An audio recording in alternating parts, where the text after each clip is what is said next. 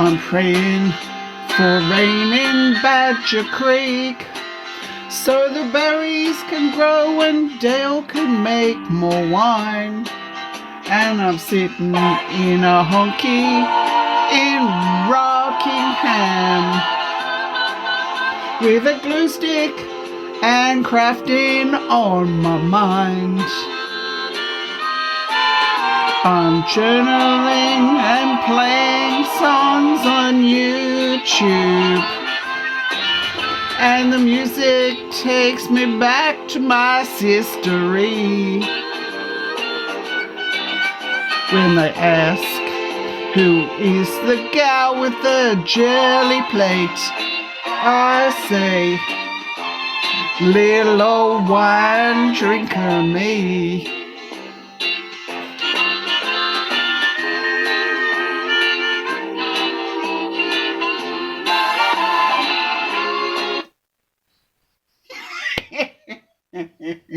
Oh dear me. Berry season means wine season, and cleanliness is next to good wineliness, so make sure all of your equipment is clean. Pick through your raspberries, make sure there's no grubs and bits of dirt or anything. I mean, it's hard to tell, they get a bit squishy, but do your best. I've got the kettle on. I'm going to put 1.75 kilos of raspberries in my bucket and pour the required amount of boiling water over the top, mush them up and leave them for 4 days to ferment for the first stage. More soon. Here we are again. I've mushed up, put boiling water over the top of my raspberries, mushed them up with my potato masher. You put the boiling water on to kill any germs, wild yeasts, anything that'll give your wine off flavours or just make it go off. So you do that, and then I've put some pectinase in, and that's to stop it from turning into jam. And then I cover it closely for 4 days.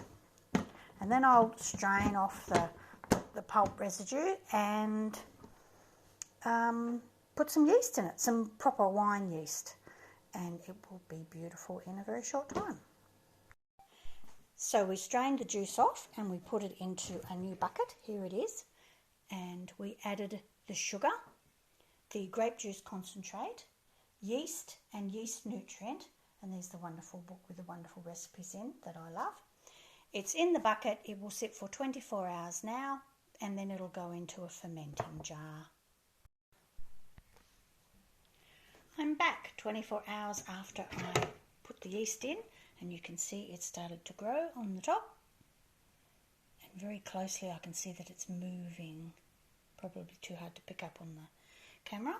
I have with me my fermenting jars, a 1 gallon or 4.5 litres, and about a 2 litre flagon, also known as demijohns, the big one.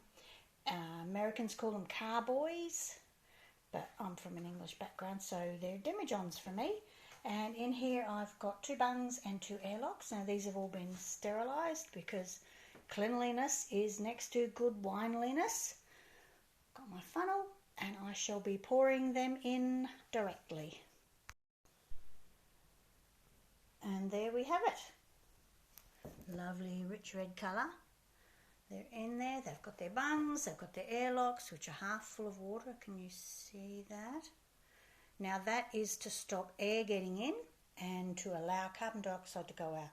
It's also to stop bugs, pathogens, anything like that getting in, because this stage of fermentation needs no oxygen. So this will start to bubble and ferment and possibly come out the top of the airlock, which will be a shame, be quite a mess. But it doesn't always happen like that. Sometimes they just burble away beautifully, change colour, look a bit disgusting, and then they'll clear and they'll come back to this lovely red colour. And it won't be drinkable yet, so it's going to take a few weeks, maybe a month or 2. But I'll keep you informed. Thanks for watching.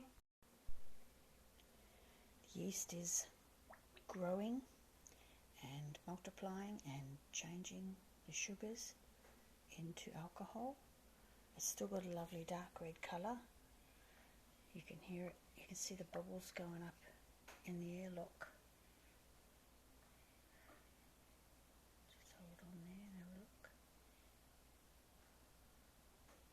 There they go.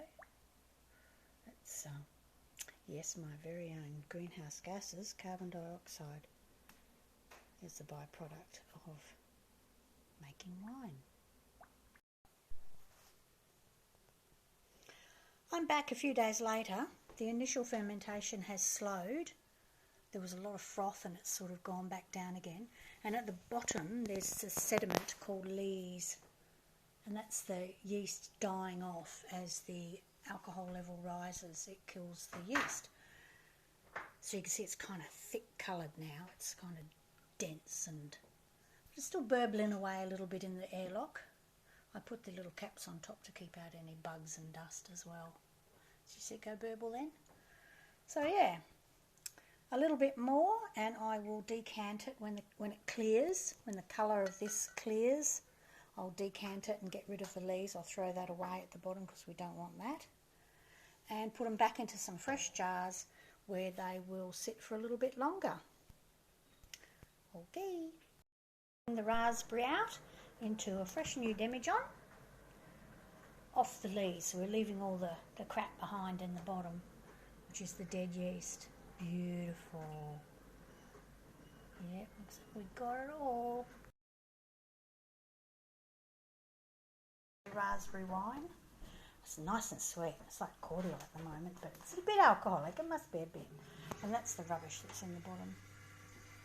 And my siphoning pipe, tub, stop it from going on the floor. So I one up here on the bench and one down here so the siphoning effect can pull down.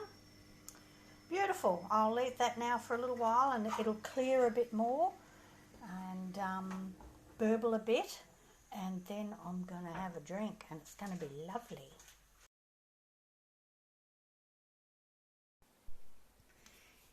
Here's my lovely raspberry wine.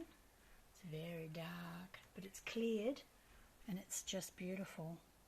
There's some blueberry going on there, 4 bottles of that. They always make lots of lees in the bottom of the blueberries. But it is a very nice wine. Okay. And here we are with the final product. I know it was full, but I've already drunk it. It was really lovely. Can't really see the gorgeous colour through there. But it's incredibly sweet because it's really fresh, but it's actually very pleasant because it's so sweet. So I'm just going to have a little bit of that in here. Yay much. Now this is a bottle of Mulberry and Plum wine that I made last year, and it's just so dry. It just over fermented, I guess, and it's so dry I can't drink it. I like my wine just a little bit on the sweet side. Not white wine though. And then, as is my wont, I like to add a little bit of soda water.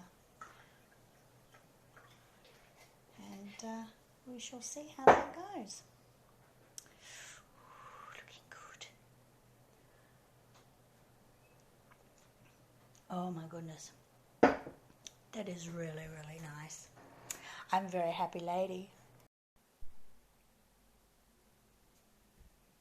Well, I hope you've enjoyed my little videos on my winemaking, which is something I've been doing for a few years now, and I do enjoy it very much because I don't know, it's just really nice making wine from your own fruit that you grow, and that's what I like to do, and I probably will keep doing it until I can't do it anymore.